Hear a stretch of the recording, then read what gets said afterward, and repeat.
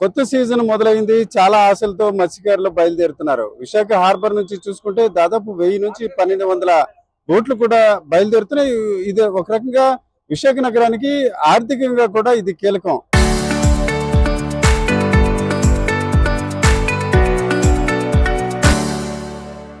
ఇట్లాంటి పరిస్థితుల్లో ఒక రకంగా మంచి ఆలోచనతో బయలుదేరుతున్న బోట్ ఆపరేటర్లో ఒకరు భూలోక మనతో ఉన్నారు. ఈ విశాఖ హార్బర్ లో కూడా ఆయనకు ఒక బోట్ ఉంది. భూలోక అదే ఎంతకాలం నుంచి మీరు ఈ బోట్ ఆపరేట్ చేస్తున్నారు? అట్లాగే చెప్పండి, ఎంతకాలం నుంచి చేస్తున్నారు? నెక్స్ట్ చూడండి, ఈ అర్ధరాత్రి బయలుదేరుతున్నారు కదా, ఒకసారి బయలుదేరాక ఎన్ని రోజుల పాటు దాదాపుగా అంచనాకి ఉంటారు మీరు? ఒక 15 రోజులు సీలోయిల్ ఉంటారు. 15 రోజులు ఉండి తర్వాత దానికి వచ్చే ఆడ బట్టి ఎన్ని రోజులు పడుతుంది అనేది నిర్ణయించబడుతుంది.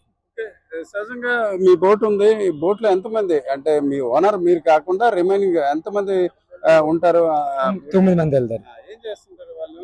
వెళ్ళి వాళ్ళేసి అన్ని ఎట్లా అవుతారు, నైట్ డే చేపలకి లాగడం జరుగుతుంది. దీనికి డ్రైవర్ అట్లా ఉంటారా? ఆ డ్రైవర్, ఒక సెకండ్ డ్రైవర్, ఒక వంట మనిషి అందరూ ఉంటారు. అతనితో మొత్తం 9 మంది వెళ్తారు వేటకి. మీరు ఎప్పుడైనా చేపల వేట వాళ్ళతో పాటు ఎప్పుడైనా వెళ్ళారా? ఈ రోజంతా ఏం చేస్తుంటారండి మామూలుగా? రోజంతా మరి తెల్లవారు లేచి 4 గంటలు వేసి బోట్ వల్ల అవుతుంటారు. వల్ల వచ్చిన చేపలు స్టోరేజ్ చేసుకుని దగ్గరికి వచ్చి మనం సేల్ చేయడానికి మాత్రమే ఓనర్. మనమైతే ఇప్పుడు బోట్కి వెళ్ళలేదు. ఐస్ అది ఇప్పుడు వెళ్తున్నప్పుడు ఐస్ పట్టుకెళ్తుంటారా? సహజంగా ఇప్పుడు ఒక బోట్ కి ఎంత డీజిల్ అవసరం ఉంటుంది? ప్రజెంట్ అయితే మనం బోట్ ఓనర్, నా బోట్కి అయితే 4 టన్నులు వేసాం. బోట్ సైజు బట్టి ఇంకా 5 టన్నులు వేసిన ఓనర్లు ఉంటారు, 6 టన్నులు వేసిన వాళ్ళు ఉంటారు. ఇప్పుడు రేట్ చాలా ఎక్కువ ఉండడం బట్టి మనం 4 టన్నుల ఆయిల్ వేయడానికి చాలా ఎక్కువ డబ్బులు అవుతుంది. అంటే ఇప్పుడు మామూలుగా ఆయిల్ 105 రూపాయలు ఉంది, 105 రూపాయలు 12 పైసలు. దాన్ని బట్టి ఒక కష్టకాలంగా ఒక ఆయిల్ వేయకుండా 2000 వేసిన వాళ్ళు ఉంటారు. డబ్బులు ఎక్కడ అప్పు తెచ్చుకునే వాళ్ళు మినిమం డబ్బులు వేసి ఆయిల్ వేసుకోవడం జరుగుతుంది. ఇప్పుడు దాదాపు ఎంతమంది? 9 మంది ఉంటారా సిబ్బంది? మీరు వాళ్ళకి జీతాలు అట్లాగా ఇస్తారా, లేకపోతే ఏంటండి ప్రాసెస్? దానికి మనకు లక్షకి 10%, 10% వచ్చే ఆదాయంలో వచ్చి లక్షకు 10,000 రూపాయలు షేర్ రూపంలో ఓనర్ ఇస్తాం. అంటే మామూలుగా మీరు వాళ్ళకి భోజనం అట్లాంటి ఫెసిలిటీస్ ఫ్రీగా ప్రొవైడ్ చేస్తారు, పెడతారు. కానీ వచ్చేదానికి దాంతో వాళ్ళు సీరియస్ గా మనదే బోటు అన్నట్టు చేస్తారా? ఒక డ్రైవర్ మినిమం బోట్ వెళ్ళే ప్రతి 9 మంది కూడా మనదే బోట్ అనుకుని పనిచేస్తే కరెక్ట్ గా దానికి యాట్ కూడా కరెక్ట్ గా ఉంటది. మామూలు వాళ్ళకి కాకుండా వాళ్ళకి నచ్చినట్టు వాళ్ళు చేస్తే ఏ వ్యాపారం కూడా తిన నడదు. కాబట్టి ఓనర్ నమ్ముతూ 9 మంది వేటకి వెళ్తారు. వేటకి వెళ్ళి వేట చేసుకుని వస్తారు. ఒక రకంగా ఈసారి కొత్త సీజన్, ఇప్పుడే కదా సీజన్ మొదలవుతుంది. ఫస్ట్ టైం వెళ్ళేటప్పుడు ఎలాంటి చేపలు దొరుకుతాయి? అంటే రొయ్యలు అట్లా దొరుకుతాయి, చూనా చేపలు అట్లాగే ఎక్కువ ఎలాంటి చేపలు దొరికే అవకాశం ఉంటుంది? అంటే మన బోట్లు అయితే రొయ్యలు, మామూలు చిన్న చేపలే దొరుకుతాయి. టోనా చేపలు అయితే దొరకవు. ఎంత దూరం వెళ్తారండి? ఒరిస్సా వరకు వెళ్తారు. ఒరిస్సా అంటే ఎంత దూరం? అంటే 100 కిలోమీటర్లు, 200 కిలోమీటర్లు? మైళ్ళు లెక్క చెప్పగలను. ఎన్ని మైళ్ళు అంటే ఒక 200 మైళ్ళు. చూడండి, మొన్న యుద్ధం వచ్చింది కదా ఇరాన్, ఇట్లాగా ఆ యుద్ధం నేపథ్యంలో కొంత ఇబ్బంది అయిందా సీజన్ ఎండింగ్ లో? యుద్ధం పెట్టి చాలా ఇబ్బంది అయినట్టు కదా. మనం ఒకప్పుడు బయట ఆయిల్ సబ్సిడీ పోయి 90 రూపాయలకి అలాగే వేసుకునేవాళ్ళు. 89 రూపాయల 72 పైసలకి ఆయిల్ వేసుకునేవాళ్ళు. ఈ సీజన్ లో సబ్సిడీ ఆయిల్ లేదు, 12 ఓపెన్ అవుతుంది. మామూలు బయట ఎక్కడ ఆయిల్ వేసుకున్నా సరే అది 105 రూపాయల 12 పైసలు ఉంది. ఆ 12 ఆయిల్ వేసి ఇప్పుడు బోర్డులు పంపడం జరుగుతుంది. 89 రూపాయల నుంచి 105 రూపాయలకి వరకు వెళ్ళింది. 105 రూపాయలు సబ్సిడీ లేకుండా వేసుకెళ్ళి 105 రూపాయలు, 105 రూపాయలు 12 పైసలు ఇప్పుడు ఆ ఆయిల్ వేసుకుని బోర్డులు తిప్పడం జరుగుతుంది. ఓకే, ఇప్పుడు మీ అమ్మగారు కావచ్చు అట్లా పూజ చేశారా? మంచి జరగాలి అట్లాగానే అందరూ బయలుదేరుతారా? మా 9 మంది స్టాఫ్ తో కూడా నేను పూజ చేసి, గంగమ్మ పూజ చేసి ఇప్పుడు బోర్డు పంపించడం జరుగుతుంది. మంచిది, మీకు మంచి జరగాలని కోరుకుంటున్నాం. ఇది ఒక భూలోక మాటలు బట్టి మనం చూడొచ్చు. గత సీజన్ ఏదైతే యుద్ధం నేపథ్యాన డీజిల్ పై ఉన్న సబ్సిడీ ఎత్తివేయడంతో దాదాపుగా ఒక 20 రూపాయలు అదనంగా ఒక డీజిల్ లీటర్ పై పెరిగిన పరిస్థితి ఒక రకంగా బోటు యజమానులకు ఆర్థిక భారం. అయితే బోటు యజమాని ఏ రకంగా ఉండాలో తాము కూడా అదే రకంగా ఉండాలన్న ఆకాంక్షతో మొత్తం బోట్లో పనిచేసే సిబ్బంది అందరూ కూడా ఉత్సాహంగా బయలుదేరుతున్న పరిస్థితి. విశాఖ నుంచి దాదాపుగా 1200 బోట్లు కూడా అర్ధరాత్రి బయలుదేరి చేపల వేట కొనసాగిస్తారు. సహజంగా 10 నుంచి 15 రోజుల పాటు ఇక్కడ సముద్రంలో వేట సాగించి తిరిగి వచ్చే పరిస్థితి. అయితే తొలి దశలో రొయ్యలు ఇట్లాంటివి చేపలు ఎక్కువగా లభించే అవకాశం ఉన్నట్టు ఈ భూలోక మాటలు బట్టి మనకు అర్థమవుతుంది. అందరికీ చేపలు అంటే ఇష్టం, కానీ ఆ చేపలు ఎలా లభిస్తాయి? ఇలా వల వేస్తే చేపలు దొరుకుతాయా అంటే అది చాలా సులభంగా చెప్పినంత ఈజీ కాదు. చాలా కష్టపడాలి, సముద్రంలో వెళ్ళాలి. సముద్రం సహజంగా అందంగా ఉంటది, దూరం నుంచి చూస్తే కానీ లోపలికి వెళ్తే సముద్ర గర్భంలో భిన్నమైన పరిస్థితి ఉంటుంది. ఇట్లాంటి పరిస్థితులన్నీ ఎదుర్కొని మత్స్యకారులు ఒక రకంగా ప్రతిరోజు కూడా ఒక ప్రాణం అంచున వారి ప్రయాణం సాగుతుంది. ఈరోజు చూసుకుంటే పెదనాగమయ్య పాలెం ప్రాంతానికి చెందిన సత్యరావు గారు ఉన్నారు. ఇక్కడ భీమిలి ప్రాంతానికి చెందిన వ్యక్తి. అసలు బోట్ ఎలా ఉంటది, బోట్ లో ఎంతమంది సిబ్బంది ఉంటారు, ఆ బోట్ ఎలా పనిచేస్తుంది అనే విషయంపై ఆయనతో మనం మాట్లాడదాం. సార్, అదే ఇప్పుడు మరి కాసేపట్లో మీరు బయలుదేరుతున్నారు చేపల వేటకి, కొత్త సీజన్. సహజంగా ఈ బోటు ఎట్లా పనిచేస్తుంటదండి? అంటే సీలోకి వెళ్ళిన తర్వాత ఎవరికి నచ్చిన వాళ్ళ జత్తలోనే వాళ్ళు నెట్టేస్తారు సార్. వలేసిన తర్వాత 3 గంటల డ్రా తీసి ఆ 3 గంటల డ్రాలోను సరుకు ఎంత వచ్చిందో దానికి వచ్చిన ఆదాయం ఎంతో చూసుకొని అప్పుడు మేము అదే దెత్తలోను మాకు వర్కౌట్ అయినట్లయితే మళ్ళీ అదే దెత్తలో వేస్తాం సార్. వర్కౌట్ అవ్వకపోయినట్లుగా అయితే ఇంకో దెత్తకెళ్ళి మళ్ళీ వలేస్తాం. అలాగే డ్రైవర్ అనేవాడు మాత్రం సాయంత్రం 6 గంటల నుంచి 10 గంటల వరకు డ్యూటీకి వస్తారు సార్. నెక్స్ట్ మళ్ళీ సెకండ్ డ్రైవర్ మళ్ళీ 10 గంటల నుంచి రాత్రి 2 గంటల వరకు ఉంటారు. మళ్ళీ ఇంకో కలర్స్ ఉంటారు రాత్రి 2 నుంచి తెల్లవారి 6 గంటల వరకు కూడా. అలాగే మిగతా ఉన్న కలర్స్లందరూ కూడా ఈ డెక్ మీద ఉన్న సరుకుని ఏరుకుంటూ దాన్ని డివైడ్ చేసి దాన్ని సపరేట్ చేస్తారు సార్. అలాగే సీలోకి వెళ్ళిన తర్వాత ఏంటంటే కొన్ని ఇబ్బందులు ఉంటాయి సార్. ఎన్ని ఇబ్బందులు ఉన్నా సరే వ్యాట్ చేయకుండా రాకుండా ఉండవు సార్. ఎందుకంటే మా కడుపు కోత ఈ గంగ మీదే ఆధారపడి ఉన్నది. ఆ గంగ మీద ఆధారపడి ఉంది కాబట్టి ఎంత సరుకు వచ్చినా సరే దాన్ని చూసుకొని యాడ్ చేసుకున్నట్లుగా అయితే మాకు ఇక్కడ వర్కౌట్ అయినట్లుగా అయితే ఓనర్కి ఇక్కడ ఒడ్డుకొచ్చిన తర్వాత ఆయిల్ వర్కౌట్ అయినట్లయితే మాకు డబ్బులు దొరుకుతాయి, లేకపోతే మాకు ఇబ్బంది పడుతుంది సార్. దాన్ని బట్టి ఏంటంటే ఆయిల్ రేట్లు పెరిగిపోవడం వల్ల మాకు కొద్దిగా ఇబ్బందిగా ఉంది సార్. ఓకే సార్, చూపిస్తారా ఎట్లా క్యాబిన్ అది ఎక్కడ డ్రైవర్ పదండి వెళ్దాం. సత్యరావు గారు, ఇప్పుడు చూడండి ఎంతమంది సిబ్బంది ఉంటారండి లోపల? ఈ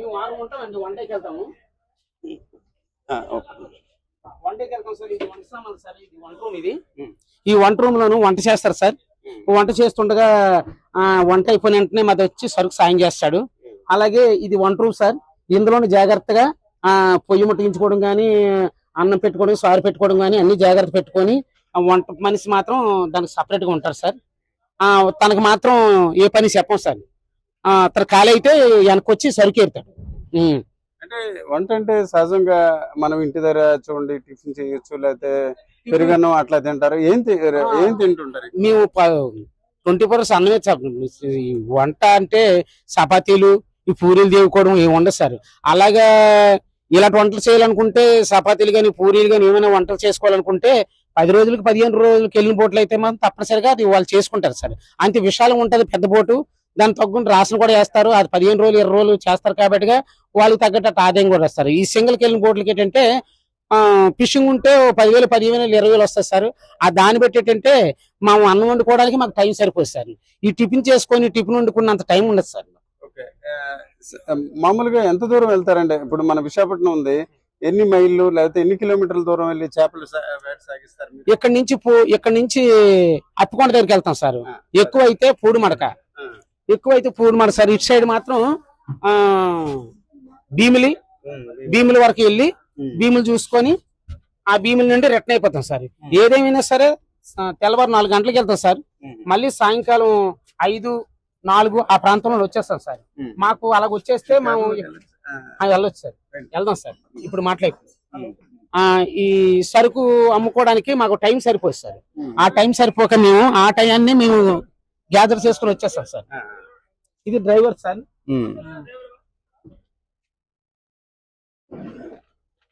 ఇది డ్రైవర్ సార్.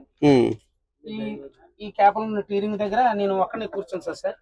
మిగతా ముందు అందరూ కలర్స్ అందరూ ఆ బెడ్ మీద అక్కడ కూర్చుంటారు సార్. అంటే ఇప్పుడు ఎగ్జాంపుల్ మీరు ఒక రోజుకి వెళ్ళి వస్తున్నారు, కానీ మీరు 10 రోజుల వేటకి కూడా ఎప్పుడైనా వెళ్ళి ఉంటారు కదా, అప్పుడు ఎలా పడుకుంటారండి? నిద్ర అట్లా ఉంటుందా? నిద్ర అంటే సార్ ఒక మనిషి డ్యూటీకి వస్తారు సార్. 2 మనుషులు డ్యూటీకి వస్తారు, మిగతా ఉన్న వాళ్ళందరూ పడుకుంటారు సార్. నెక్స్ట్ డ్యూటీలో 2 మనుషులు డ్యూటీకి వస్తారు సార్, మిగతా ఉన్న వాళ్ళందరూ పడుకుంటారు సార్. అలాగే ఈ 15 రోజులకి వెళ్ళిన బోట్లలోనూ 2 డ్యూటీకి వస్తే 6 అయిపోతారు సార్. మిగతా ఉన్న వాళ్ళందరూ నెక్స్ట్ మళ్ళీ రోజులోను మళ్ళీ ఆ 2 డ్యూటీకి వస్తారు సార్. అలాగా టర్న్ చేసుకొని డ్యూటీకి వస్తారు సార్. చూడండి, చేపల వేట అంటే మనం అందరూ సరదాగా మన బీచ్ లో హాయిగా ఉన్నట్టు అనిపిస్తుంది. బట్ మీరు వెళ్ళేటప్పుడు తుఫాన్ రావచ్చు, అలల తాకిడి అట్లాగే కొంత ఇబ్బందికరంగా ఉంటుంది. ఎట్లా ఉంటుంది సార్? ఇబ్బంది అంటే చాలా ఇబ్బంది సార్. అంటే ఈ సముద్రం అంటే ఇక్కడ ఈ ఫిషింగ్ హార్బర్ లోను ఈ గట్టు దాటినంత వరకు ప్లెయిన్ గా ఉంటుంది సార్. గట్టు దాటేసిన తర్వాత కనీసం ఎంట్రన్స్ గట్టు దాటేస్తే సముద్రం ఎవరి మాట వినదు సార్. చాలా రప్పు ఉంటది. అసలు కొత్త వాళ్ళు వచ్చిన వాళ్ళకైతే ఈ ఎంట్రన్స్ గట్టు దాటి వెళ్ళలేరు సార్.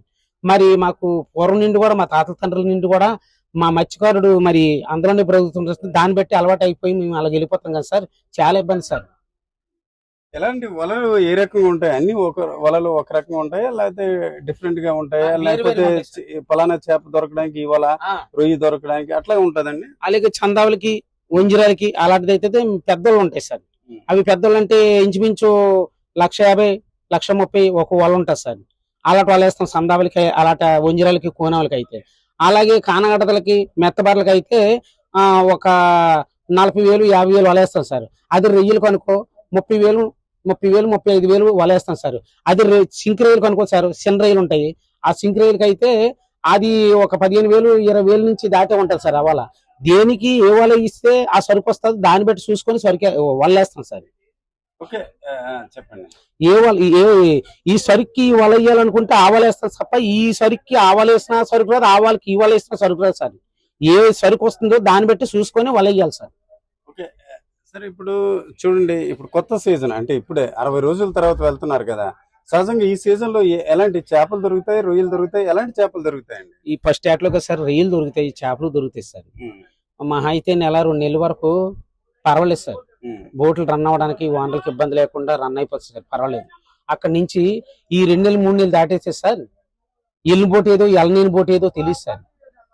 చాలా ఇబ్బందులు పడతారు. అలాగే ఏంటంటే ఈ 2 3 నెలలు వెళ్ళిన తర్వాత ఆ బోట్లు సమానం తిరగపోతే ఆయిల్ రేట్లు పెరిగిపోవడం వల్ల బోట్లు తిరగపోతే మట్టి పనిపోనోళ్ళు, అలాగే లేడీస్ ఆడవాళ్ళు ఉన్నట్లుగా అయితే బజార్లకు వెళ్ళే వాళ్ళు బజార్లకు వెళ్ళిపోతుంటారు సార్.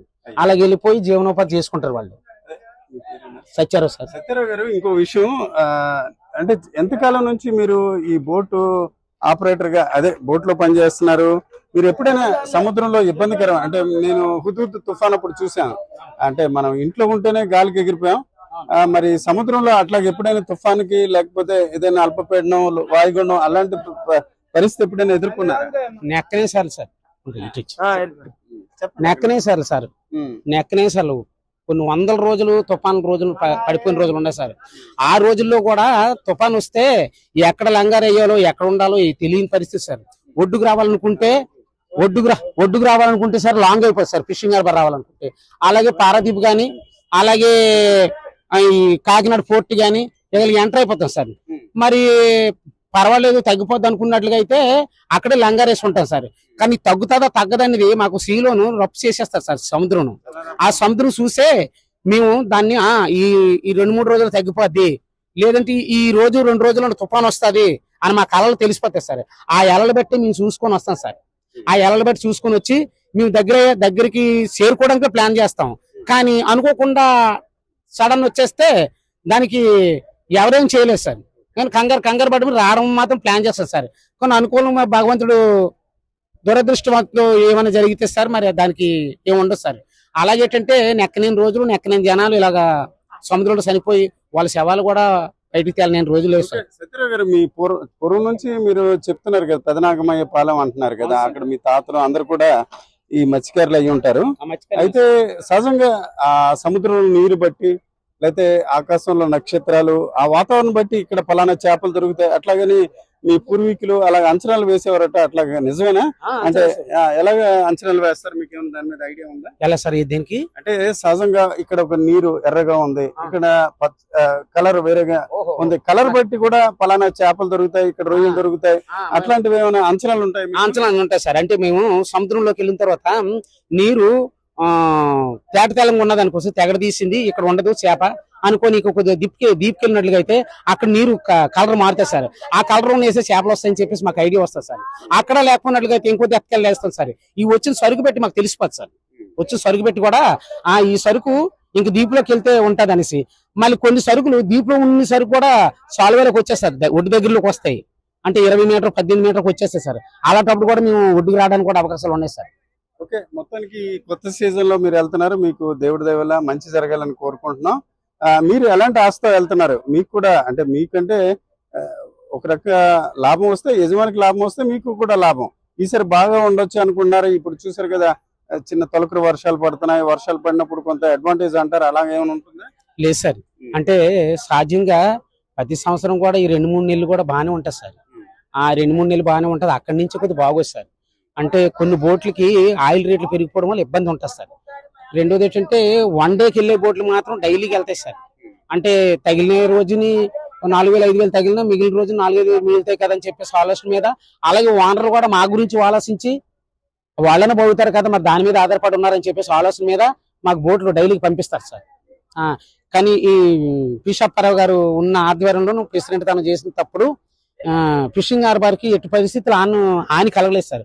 ఆయన కలగలేదు. రెండోది ఏంటంటే చక్కగా పనిచేసేవారు, వర్క్ కూడా చక్కగా ఉండిస్తారు పీషాప్పారావు ఆధ్వర్యంలో. మరి సత్యరావు గారు, ఇంకొక సమస్య ఈ మధ్య కాలంలో మీరు ఎక్కువ విని ఉంటారు, వాతావరణం మారింది, కాలుష్యం పెరిగింది, దీంతో చేపల నాణ్యత తగ్గింది, అట్లాగే చేపలు దొరకడం కూడా తగ్గింది అంటున్నారు. అట్లాగే మార్పు ఏమైనా 10 ఏళ్ళలో మీరు గమనించారా? గమనించాను సార్. అంటే ఇప్పుడున్న ఫ్యాక్టరీలు తయారైపోయి సార్. మా దగ్గరలోను దివిస్ కంపెనీ ఉన్నా సార్. ఆ దివిస్ కంపెనీ వల్ల మా చుట్టుపక్కల ఏరియాలోను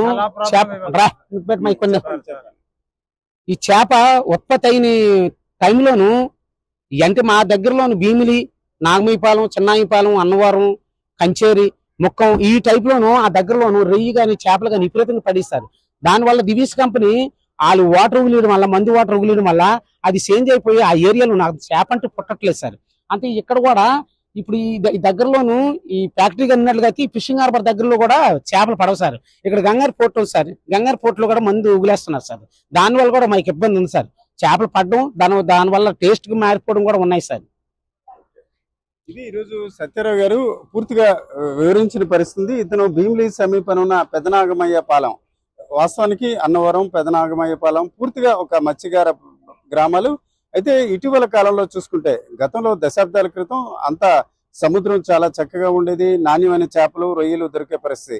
ఇటీవల పరిశ్రమలు పెరగడం, పరిశ్రమల నుంచి వచ్చిన కాలుష్యం కారణంగా చేపల లభ్యత తగ్గింది, అన్నిటికంటే మించి చేపల క్వాలిటీ కూడా కొంత తగ్గిందని కొంత ఆవేదన వ్యక్తం చేస్తున్నారు. ఏదేమైనప్పటికీ కొత్త సీజన్ ఆశలు ఉన్నాయి, అలాగే ఆశాజనకంగా కూడా ఈసారి చేపల వేట జరుగుతుంది. ముఖ్యంగా చేపల లభ్యత కూడా ఉంటుందన్న ఆశతో బయలుదేరుతున్నాం. కేవలం ఒక మత్స్యకారుడిగా మాత్రమే కాకుండా యజమానికి కూడా మేలు జరగాలన్న ఆకాంక్షతో వెళ్తున్నట్టు సత్యారావు చెప్తున్నారు.